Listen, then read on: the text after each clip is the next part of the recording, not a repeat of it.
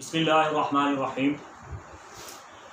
آج کل دل کی بیماری بہت عام ہے، اس سے نہ جوان محفوظ ہیں نہ بچے۔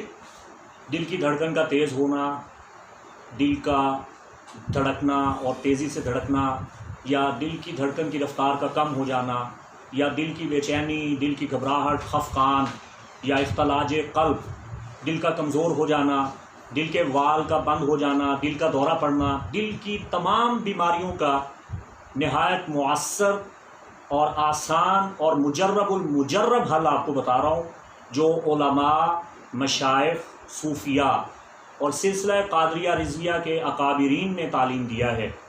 آپ اپنا علاج خود کر سکتے ہیں قرآن و سنت کی روشنی میں۔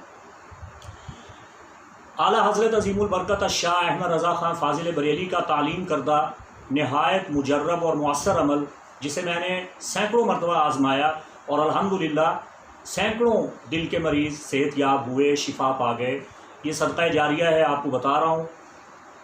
سورہ والسماء والطارق 30ویں سپارے میں موجود ہے سورہ طارق۔ سورہ طارق 33 مرتبہ اگر آپ پانی پہ دم کر کے یا کھانے پینے والی اشیاء پہ دم کر کے پئیں تو دل کی بیماری بالکل ختم ہو جائے گی۔ یہ قرآن کا معجزہ ہے۔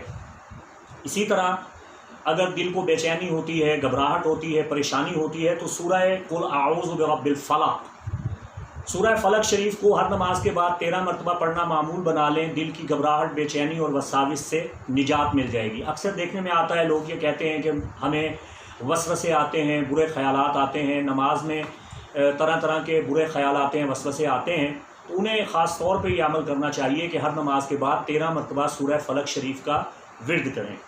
اسی طرح ہمارے اکابرین سلسلہ قادریہ کے مشائخ، خاص طور پہ میرے دادا پیر و مرشد محدث اعظم پاکستان حضور قبلہ ابو الفضل سردار احمد قادری چشتی رضوی رحمۃ اللہ تعالیٰ علیہ، وہ یہ عمل تعلیم فرمایا کرتے تھے کہ دل کے امراض سے نجات کے لیے یہ دعا پڑھنا نہایت مجرب اور سریع الاثر ہے۔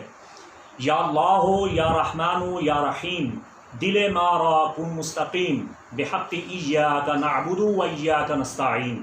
وہ دل کے مریض اگر اس دعا کو پڑھیں اور اپنے اوپر دم کریں اور پانی پر دم کر کے پئیں تو یہ دعا دل کے امراض سے نجات دیتی ہے۔ ہر قسم کے دل کے امراض کے خاتمے کے لیے اسے مؤثر پایا گیا ہے۔